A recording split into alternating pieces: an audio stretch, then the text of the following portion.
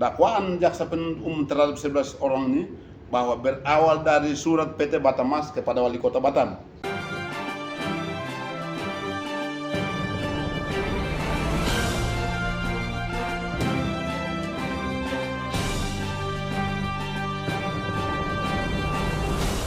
Ada permasalahan penebangan hutan lindung di Batam, ya, oleh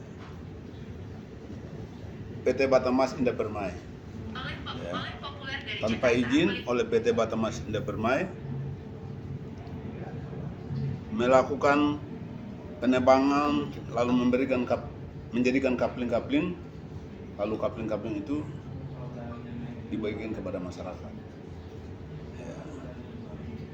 Dibagikan kepada masyarakat, lalu sebagian masyarakat, klien saya 103 orang itu tidak mau menerima, karena pada saat itu diduga, klien kami menduga bahwa kapling tersebut yang diberikan oleh PT Batammas Indah Permai itu diduga berada di dalam kawasan hutan lindung. Karena apa? Pada saat itu mereka ke BP Batam lalu menanyakan status lahan, karena Batam ini, khusus Batam, itu tanah itu diberikan kewenangan kepada BP Batam, ya, dulu namanya Otorita Batam, itu diberikan kewenangan, sehingga klien kami yang 103 ini datang ke BP Batam untuk menanyakan gimana status lahan ini. Lalu oleh BP Batam bagian kapling menyatakan bahwa kapling itu diberikan terakhir tahun 2016. Di atas dari 2016 itu tidak lagi ada pemberian kapling oleh BP Batam. Artinya bahwa kapling yang baru dibagi ini dianggap tidak sah menurut hukum, ilegal dianggap. Kira-kira bahasa lain daripada apa yang disampaikan. Sehingga klien kami yang 103 ini nggak mau menerima. Konsekuensinya apa? Pada bulan Juli, tanggal 5 Juli 2023, klien kami ini rumah-rumahnya dirobohkan semua, kebun semua habis. Dirobohkan oleh tim terpadu. Habis ini semua, mereka punya rumah, kebun, apa segala macam habis. Lalu di samping daripada kebun rumah mereka habis, ada 11 orang yang ditangkap dan diproses, diadili sampai ke pengadilan. Alasannya bahwa melawan petugas. Ya. Itu pada saat itu tim terpadu yang dalam hal ini pengamanan oleh mantan Kapolres Tabarela menyatakan bahwa masyarakat ini melawan. Sudahlah perusahaan berhati baik memberikan uang sagu hati 7 juta. Lalu memberikan kapling resmi, ya, tapi tidak mau menerima. Itu pernyataan mantan Kapolres, ya, pada saat itu sebagai ketua tim pengamanan. Ternyata seiring berjalannya waktu, pada tanggal 23 September 2024, ya, pada tanggal 23 September 2024 itu kami nanyakan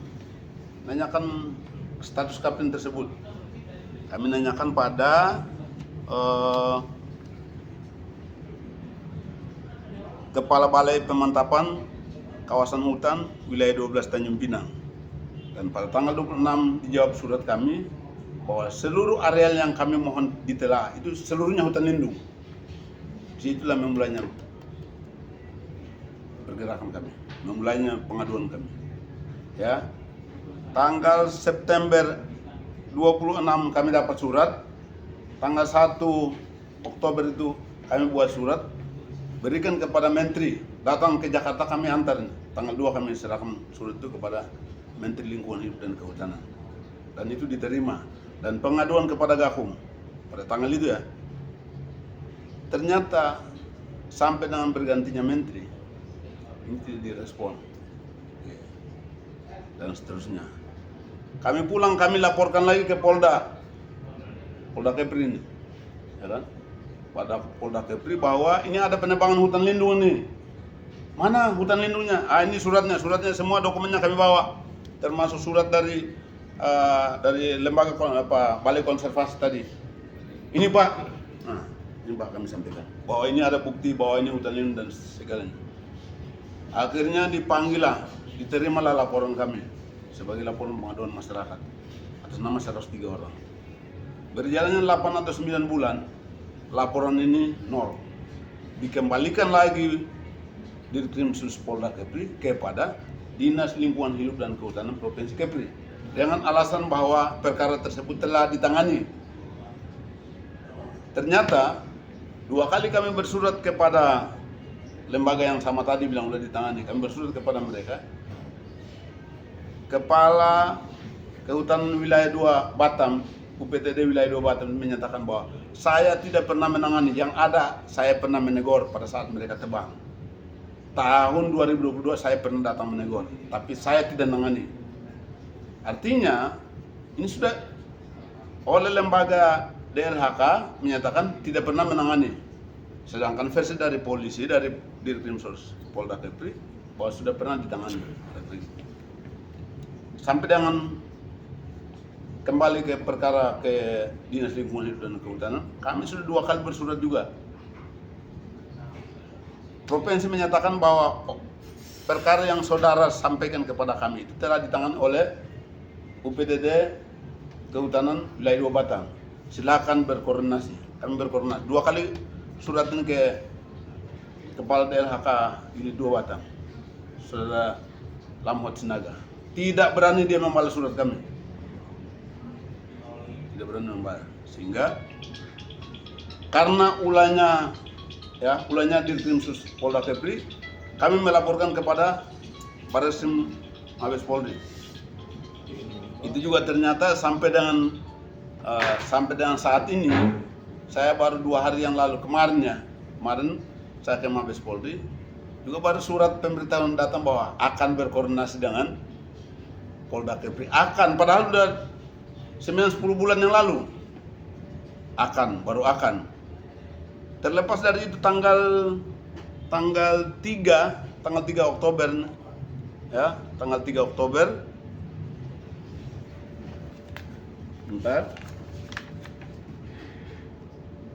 tanggal 3 November 2025 kami membuat surat ini datang ngadu ke Kejagung, ke Jaksa Muda Tindak Pidana Khusus. Lalu tadi kami telusuri surat ini, ternyata surat ini sudah direkomendasi oleh Jampisus ke PKH, Satgas PKH. Nah, saya mau panggil teman-teman media ini. Nah, ini kalau Jaksa Agung pun tidak lagi sanggup menangani ini, termasuk ke PKH kalau tidak dapat ditangani. Nggak tahu lah negara ini, tinggal aja presiden, tapi presiden bawahannya kan mereka itu penindakan hukum, kira-kira gitu. Ya. Lalu saya ada koreksi saya bilang, Pak, udah 3 bulan ini, gimana penanganannya? Paling kurang saya tahu langkahnya. Bapak tenang aja, pasti kalau di PKH pasti. Saya bilang juga terakhir, Pak, saya nggak mau hanya sampai dengan beberapa perusahaan ini, ya, hanya kalau kurang lebih ada 2 perusahaan, Batam Mas dan rekannya. Saya tidak mau hanya dengan mereka saja, ya, ditindak. Tapi pejabat-pejabat yang ikut mengetahui terjadinya perusahaan hutan, makanya mereka saya laporkan juga. Namanya mereka saya masukkan sini juga dalam surat tadi itu, mereka saya laporkan. Yang paling pertama namanya saya masukkan itu mantan wali kota Batam. Karena di surat dakwaan, klien saya yang tadi saya bilang 11 orang yang sampai di pengadilan itu, 11 orang, 103, 11 orang dari 103 itu dibawa sampai ke diadili. Ada yang 5 bulan, ada yang 7 bulan. Dinyatakan bersalah dianggap bersalah karena melawan petugas. Oke, pertanyaan saya, setelah saya dapat bahwa ini hutan lindung, lalu siapa mau disalahkan? Tentu kan pada saat ini hakim pun tidak bersalah. Hakim salah memutuskan orang. Sekarang kalau ada nanti putusan bahwa ini hutan lindung bersalah, kita pasti PK. Sekalipun udah artinya kan jadi tidak gugur juga, walaupun klien saya menerima. Tapi dengan bukti baru nanti kita dapatkan bahwa barang ini hutan lindung, lalu dipaksakan. Klien saya ini seolah-olah polisi, jaksa, hakim di Batam memaksakan klien saya. Kamu mau nggak ikut bersama-sama merusak hutan lindung? Kira-kira gitulah dalam pemahaman hukum saya. Kalau saya salah nanti silakan panggil ahli yang lain. Ayo kita duduk sama-sama bareng-bareng cerita tentang hukum. Pada saat itu klien kami dipaksa mati-matian harus menerima uang dan menerima kapling. Padahal sudah jelas, mereka tahu jelas bahwa itu di atas hutan lindung, tapi mereka paksakan. Akhirnya klien kami nggak mau terima. 11 orang ini melawan petugas karena mempertahankan rumahnya. Lalu dibawa paksa, lalu diadili, masuk ke pengadilan. Oleh karena itu harapan kita, ya di Indonesia ini cerita sederhana lah, no viral no justice. Ya, saya lihat di mana-mana, hukum di mana-mana.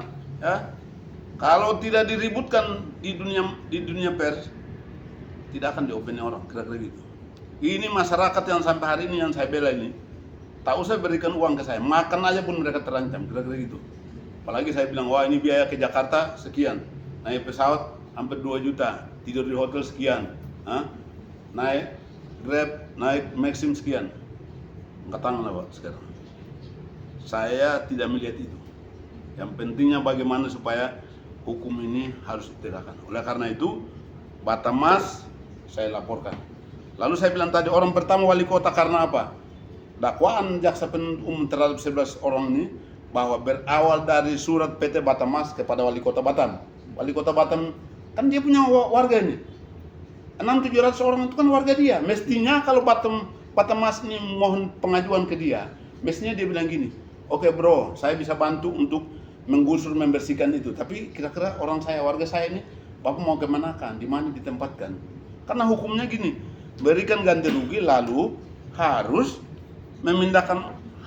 berkewajiban memindahkan dari tempat pemukiman lama ke tempat pemukiman baru, kan itu. Ini tidak dilakukan tapi bertentangan dengan hukum, kira-kira gitu. Jadi wali kota saya ikut laporkan, wali kota harus diperiksa, mantan wali kota Muhammad Turdi harus diperiksa, kalau bersalah diadili. Karena apa? Dia pasti tahu. Saya nggak mau duga lagi, dia pasti tahu. Kenapa? Itu rakyat dia kok. Mestinya kan orang minta rakyat dia dipindahkan, kan dia harus, ya kayak seperti Ahok tuh kan, Ahok kan bagus. Dia bilang gini, oke masyarakat mau pindah, mungkin tempat KP nggak ada, tapi di rumah susun ada, kira-kira gitulah. Ya. Masyarakat ini kan harus diberikan tempat. Lalu sekarang bagaimana? Jadi wali kota Batam saya ikut melapor. Saya laporkan dia. Yang kedua, orang yang saya laporkan di sini, itu yang kedua adalah Kepala UPTD tadi. Kepala UPTD Kesatuan Pengelolaan Hutan Lindung Wilayah 2 Kota Batam. UPTD tadi saya bilang. 2 kali saya kasih surat, dia nggak mau terima. Lalu dia bilang, pada saat 2022 saya ada beri teguran. Kenapa ada nggak kamu lapor? Ya kan? Kalau kamu lapor tentu ada surat laporannya. Kamu lapor kepada siapa? Sama gubernur kah? Sama menteri kah? Sama presiden? Kan ini, kamu disuruh tugas, kamu wilayah Batam ya. Kalau ada orang menebang, lalu kamu lihat lalu hutan lindung, kamu bilang ada penyidik. Di sini kamu tidak ada penyidik. Laporlah ke atasan kamu. Ada nggak laporan kamu? Ada laporan, silakan menunjukkan pada kita. Oleh karena itu saya lapor. Saya bilang diduga dia juga ikut serta. Makanya dia saya laporkan. Lalu yang ketiga, ini siapa yang saya laporkan yang ketiga? Yang ketiga itu Dirkrimsus Polda Kepri. Kenapa barang ini 9 bulan kok ada di situ? Mereka bilang nggak apa-apa, itu kami punya kewenangan, kami akan periksa, kami akan ini. Dan penyidik juga udah menyatakan, Pak ini perusahaan pokoknya sudah angkat bendera putih. Penyidik bilang sama kami kayak gitu. Ada teman-teman media kami bawa itu, mereka bilang gitu. Sekarang penyidik menyatakan pada itu. Tiba-tiba SP2 HP kedua mereka nyatakan bahwa akan dilakukan, dipanggil saksi ahli, ya. Yang kedua akan dilakukan gelar perkara. Ada nggak Dirkrimsus sebelum mengalihkan perkara itu ke Dinas Lingkungan Hidup dan Kehutanan Provinsi Kepri? Ada nggak mereka panggil kami untuk dilakukan gelar perkara? Kan biasanya pelapor dipanggil kalau gelar perkara. Ini nggak ada, nonsen. Tiba-tiba karena teman-teman media ributkan di Kepri itu, saya panggil dan konferensi pers. Tiba-tiba besok mereka suruh sama kami lagi, perkara udah dilimpahkan. Kan itu. Makanya mereka saya ikut laporkan. Mereka juga saya ikut laporkan ke Mabes Polri karena dianggap mereka tidak profesional. Padahal orang udah teriak-teriak di mana-mana nih, "Hei polisi tolong. Polisi ini institusinya bagus. Tapi oknum-oknum yang bekerja ini kalau kurang bagus tolonglah perbaiki." Ini pemerintah sudah datang loh. Masyarakat sudah datang, masyarakat susah mengadu. Kamu sudah sampai sejauh mana? Kami lihat udah tahu, buktinya kamu tahu juga ini bawah hutan lindung. Tapi kamu biarkan, kamu ngelak. Kenapa dari awal nggak langsung ngelak? Lalu kalau sekarang nih kalau mereka keberatan khusus untuk Polda Kepri, saya tanya, belakangan yang hari ini itu khusus untuk krimun loh, tapi udah ada tangkap orang. Itu kan menebang hutan lindung juga, hutan konservasi dan seterusnya. Hari ini mereka tangkap. Ada juga orang katanya bagi-bagi kapling di Batam juga, mereka tangkap, Polres, mereka tangkap. Lalu apa bedanya yang kemarin kita lapor dan hari ini? Hari ini mereka tangkap. Ada loh, sekarang lagi sedang diproses. Orang ditangkap, dimasukkan diproses sekarang. Katanya tanpa izin. Lalu kemarin ada izin. Nah itu. Jadi di Krimsus kami laporkan. Yang berikut tuh siapa yang kami laporkan? Mantan Menteri Lingkungan Hidup dan Kehutanan, Siti Nurbaya Bakar. Ya, mantan Menteri Lingkungan Hidup dan Kehutanan. Kami laporkan itu karena apa? Tanggal 2 Oktober 2024 itu udah kami laporkan. Belakangan ini diduga Menteri merubah hutan lindung itu karena dianggap mungkin, ya diduga jangan sampai orang itu datang menghadap dia. Jadi diduga Menteri itu kemarin saya dapat surat dari provinsi, katanya itu hutan lindung sekarang sudah jadi hutan pariwisata, hutan produksi. Apa semudah itu? Lalu untuk menghilangkan bahwa seolah-olah mereka ini bukan merusak, karena mereka ini tidak lagi dikenakan sanksi pidana atau sanksi administrasi karena sudah berubah hutan produksi. Hutan produksi pun cuma 10% aja bisa dikelola. Apalagi pada saat terjadinya tindak pidana itu statusnya masih hutan lindung, kira-kira gitu. Jadi ini mau mengakal-akalin hukum, makanya Menteri kami laporkan. Mengalihkan. Tapi saya bersyukurlah dalam beberapa bulan yang lalu rumah dia pun digeledah oleh Kejaksaan Agung. Nah, itu saya bersyukur. Mungkin termasuk salah satu laporan kita ini, saya nggak tahu. Ya, karena itu seperti itu. Oleh karena itu, kami juga 2 hari yang lalu udah datang saya banting aja di Kementerian Kehutanan itu. Kau kerjanya benar ya, aku bilang. Pak, Bapak di luar ya. Ini kantor rakyat. Saya bilang gitu. Tahu usah kamu usul saya.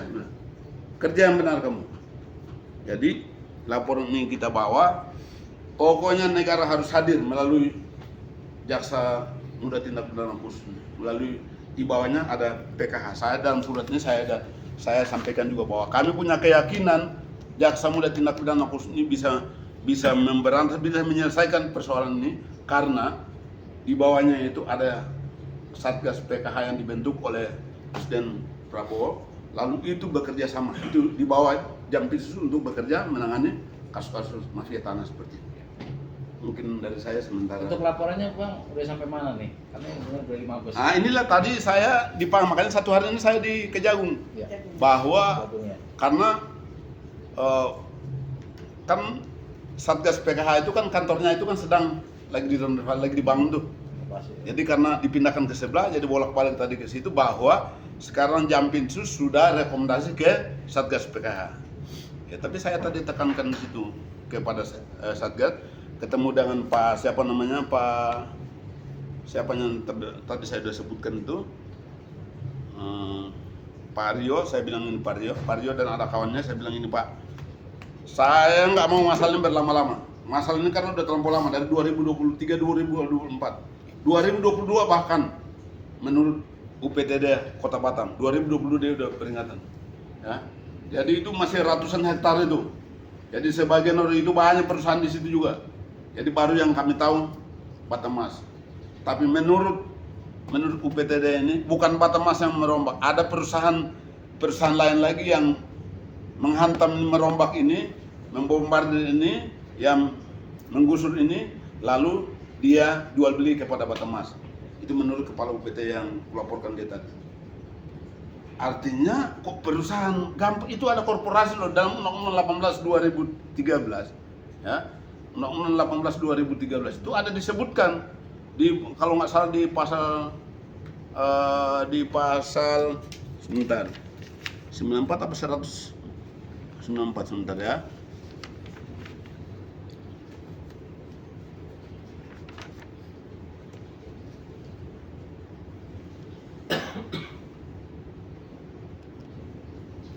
Undang-undang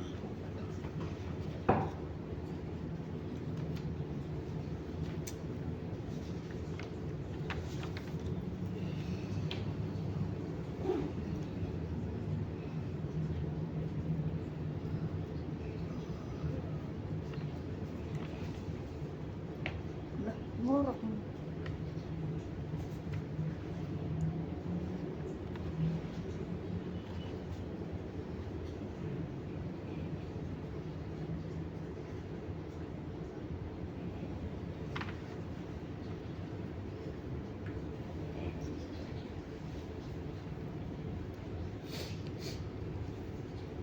Kalau tidak salah sekitar pasal 94 ayat 1 2 ayat 2 huruf A, B, C dan D. Ya, saya ada di sini tapi saya lupa ingat. Koreksi. Lupa ingat. Kalau nggak salah undang-undang ya. Undang-undang. Betul sekali. Undang-undang 18 tahun 2013 pasal 94 ayat 2 huruf A, B, C dan D. Itu sanksi pidananya 10 tahun minimal, maksimalnya seumur hidup, dan ada kata di situ, dan ada kata, dan dendanya minimal 20 miliar, maksimal 1 triliun. Undang-undang perusakan terhadap hutan.